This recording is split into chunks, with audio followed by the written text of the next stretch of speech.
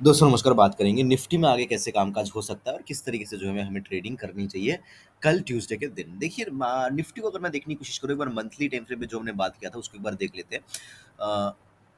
Monthly time frame के ऊपर अगर मैं निफ्टी को देखने की कोशिश करूँ, यस, सो निफ्टी कहीं न कहीं अभी थोड़ा-सा जो ये ग्रीन कैंडल बनता हुआ नज़र आ रहा था 2 दिन पहले हमें, ये कहीं न कहीं रेड में आ गई है। देखिए अभी 2-3 चीज़ें बहुत ज़्यादा इंपॉर्टेंट है। मैंने आपको क्या बोला था कि यहाँ पे ना धीरे-धीरे क्या होगा, धीरे-धीरे मार्केट नीचे क्लोजिंग करेगी तो क्या होगा, धीरे-धीरे सेलर्स आएँगे। क्या सेलर?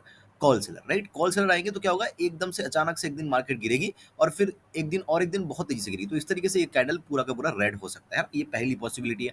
दूसरी पॉसिबिलिटी ये बस डराने के लिए नीचे आना हो सकता है मार्केट का, हो सकता है यहाँ से फिर से ये ऊपर निकल जाए और ये जो रेड कैंडल दिख रहा है आपको, ये कहीं न कहीं एक वीक बन जाए नीचे, है ना? ग्रीन कैंडल का। तो ये पॉसिबिलिटी नज़र आ रही है। जैसे कि यहाँ पे देखो, यहाँ पे ये एक वीक बना, यहाँ पे एक वीक बना, तो यहाँ पे भी एक वीक बना के मार्केट ऊपर निकल सकती है। तो ये चांसेस मार्केट के अंदर हमें नज़र आ रहे हैं। तो अभी इम्पोर्टेंट चीज़ क्या है? इम्पोर्टेंट चीज़ ये है कि मार्केट अगर आने वाले 2 से 3 दिन तक, राइट? मतलब समझ लो कि थर्सडे तक अगर मार्केट नीचे-नीचे ही क्लोजिंग करती हुई नज़र आई है, तो हमें समझ जाना चाहिए कि आने वाले दिनों में ये जो कैंडल है, ये बहुत बड़ी रेड कैंडल में कन्वर्ट हो सकती है।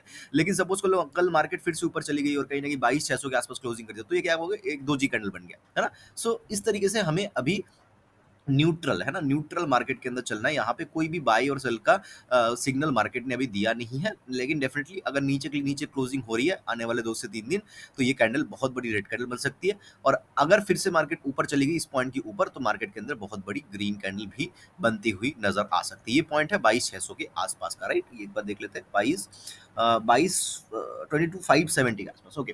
तो चलिए बात कर लेते हैं डेली टाइम फ्रेम पे एक बार, डेली टाइम फ्रेम पे क्या चल रहा है। अगर मैं डेली टाइम फ्रेम पे देखने की कोशिश करूँ, यस, सो मार्केट ने कहीं न कहीं एक इनसाइड टाइप का कैंडल बनाया है। देखिए, इनसाइड टाइप का कैंडल कहाँ पे बना है? इनसाइड टाइप का कैंडल कहीं न कहीं एक रेजिस्टेंस के आस-पास बना है। मार्केट के अंदर बहुत अच्छा होगा, मार्केट जो है अगर कल गैप डाउन खुल के इसको ब्रेक करेगी, तो मार्केट के नीचे आने के चांसेस कल डेफिनिटली रहेंगे। एक बार मैं पुराने चार्ट को, जो हम पुराने बहुत दिन पहले एक ट्रेंड लाइन को ड्रॉ किया था हमने, उसको हम फिर से और एक बार ड्रॉ ड्रॉ करने की कोशिश करेंगे। So let me just draw the trend line. ये एक ट्रेंड लाइन हम बहुत दिन पहले से जो है ड्रॉ करते हुए आए हैं, तो ये अभी फिर से हमारे लिए इम्पोर्टेंट बन गया, तो इसको चार्ट के ऊपर लगा के रखिएगा। जो टारगेट निकल के आ रहा है, वो 21,900 के आसपास का टारगेट फिलहाल के लिए निकल के मार्केट के अंदर आ रहा है। बात करते हैं 15 मिनट के टाइम फ्रेम में कि किस तरीके से हमें ट्रेडिंग करना चाहिए। सो यस, 15 मिनट के टाइम फ्रेम में अगर मैं चार्ट को देखने की कोशिश करूँ, सो देखिए हुआ क्या, मार्केट जो है बहुत तेज़ी से प्रीवियस 1-2 दिन पहले मार्केट बहुत तेज़ी से आई।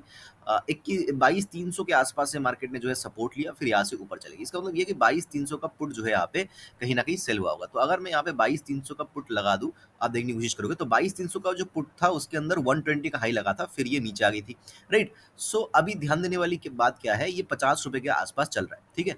एक्सपायरी में कितना दिन बाकी है? ध्यान से कैलकुलेशन को समझिएगा।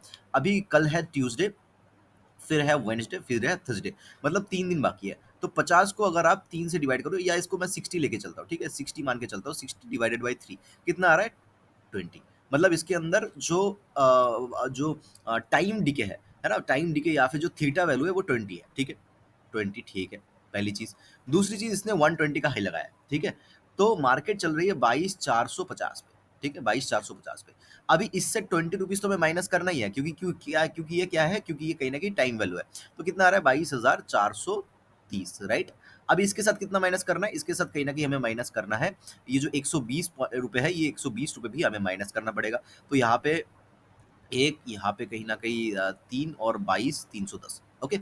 सो ये एक वैल्यू निकल गया 22,310, मतलब मार्केट के अंदर अगर मोमेंटम आना होगा तो 22,310 के नीचे ही मोमेंटम आएगा और ये लो कितना है? ये लो है कहीं न कहीं, अगर मैं देखने की कोशिश करूँ, ये लो है कहीं न कहीं 22,340 के आसपास। तो हो सकता है कि मार्केट 22,340 को भी ब्रेक करे और करने के बाद जो है 310 से सपोर्ट लेके ऊपर मार्केट निकल जाए। ये भी जो है पॉसिबल है। चलिए प्लान बना लेते हैं किस तरीके से हमें ट्रेडिंग करनी चाहिए। अगर मार्केट फ्लैट खुलती है, अगर मार्केट गैप डाउन खुलती है, नीचे चलने लगती है, बहुत अच्छी बात है। 22,310 के नीचे अगर मार्केट 5 मिनट की एक कैंडल क्लोजिंग करती है और उसका फॉलो अप मिलता है हमें, डेफिनिटली हम पीई की तरफ इंटरेस्टेड रहेंगे। 22,150 तक के टारगेट या 22,100 तक के टारगेट भी हमें देखने को कल के कल मिल सकता है। लेकिन अगर मार्केट जो है सपोज़ कर लो 22,350 को ब्रेक किया, 310 के आसपास से मार्केट ने सपोर्ट ले लिया, ऊपर चलने लग गई और 22,350 को मार्केट फिर से ऊपर की तरफ ब्रेक करा, इस तरीके से, है ना? तो यहाँ पे हम एक जो है कॉल का ट्रेड प्लान करेंगे। सिंपल सा सिनेरियो है, एक लाइन खींच लेना 22,350 के आसपास, एक लाइन खींच लेना 22,310 के आसपास। मार्केट 350 को ब्रेक करने के बाद 310 को भी ब्रेक करिए, पुट लेंगे। 22,350 को ब्रेक किया, 22,310 के आसपास से ऊपर चलने लग गई और 22,350 के ऊपर एक जो है 5 मिनट की कैंडल, 5 मिनट का कैंडल जो है क्लोज होना बहुत इंपॉर्टेंट है ना। तो ऊपर की तरफ अगर 5 मिनट का कैंडल फिर से क्लोज हो रहा है तो इसका मतलब मार्केट फिर से जो है घूम फिर के 22,550 तक जा सकते हो। तो हम यहाँ पे थोड़ा सा कॉल की तरफ प्लान करेंगे। तो ये नीचे का प्लान हो गया। ऊपर की तरफ क्या सीन है, देखिए ऊपर की तरफ मुझे जो रेजिस्टेंस नजर आ रहा है वो है कहीं न कहीं 22,635 के आसपास, राइट? क्योंकि ये प्रीवियस क्लोजिंग के आसपास था, तो ये कहीं न कहीं रेजिस्टेंस की तरह काम करेगा। सो अगर मार्केट फ्लैट खुल के 22,635 या फिर गैप अप खुल के 22,635 के आसपास मुझे मिलता है, मैं एक बार के लिए यहाँ पे पी की तरफ ही इंटरेस्टेड रहूँगा। लेकिन अगर 635 मार्केट ब्रेक कर देती है, तो मैं इसके ऊपर जो है तब कॉल में जो है शिफ्ट हो जाऊँगा। 22,800 तक के टारगेट फिर से हमें देखने को मिल सकता है। लगभग-लगभग यहाँ से 170 पॉइंट्स का टारगेट ऊपर की तरफ हमें देखने को मिल सकता है। तो बहुत ही क्लियर सिनेरियो रहेगा। 2-3 लाइन्स आपको ड्रॉ करके रखनी होंगी, एक 22,635 पे, एक 22,350 पे और एक है 22,310 के आसपास, राइट? तो और एक बार प्लान सुन लेते हैं। मार्केट 22,350 को ब्रेक करती है, 310 को भी ब्रेक करके क्लोजिंग करती है, हम पुट लेंगे।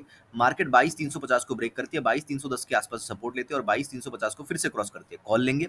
मार्केट अगर जो है फ्लैट खुल के गैप अप खुल के किसी भी रीजन से 22,635 के आसपास मिलती है, हम यहाँ पे पुट ही लेंगे। लेकिन 635 के ऊपर निकलने से हम यहाँ पे कॉल का ट्रेड ट्राई करेंगे। अभी बात आती है मार्केट अगर बहुत बड़ा गैप अप खुले तो 635 के आसपास पुट ही लेंगे और उसके ऊपर कॉल। लेकिन अगर मार्केट गैप डाउन खुलती है ना, सपोज कर लो 22,310 के आसपास गैप डाउन खुल गई, तो मार्केट को किसी भी सूरत में 22,350 को फिर से ब्रेक नहीं करना चाहिए। अगर मार्केट गैप डाउन खुलने के बाद 22,350 को ब्रेक कर रही है, तो मैं यहाँ पे कॉल में ही इंटरेस्टेड रहूंगा। लेकिन अगर जो है 5-10 मिनट मार्केट अगर 22,310 के नीचे सस्टेन हो गई, तो मैं यहाँ पे फिर पुट की तरफ जो है ट्रेड लेना पसंद करूंगा। वही 22,100 तक के टारगेट, 120 तक के टारगेट जो हमें देखने को मिल सकता है। सो ये ओवरऑल एनालिसिस रहेगी निफ्टी का। आई होप कि वीडियो आपको अच्छा लगा होगा। मुझे सुनने के लिए आपका बहुत बहुत धन्यवाद।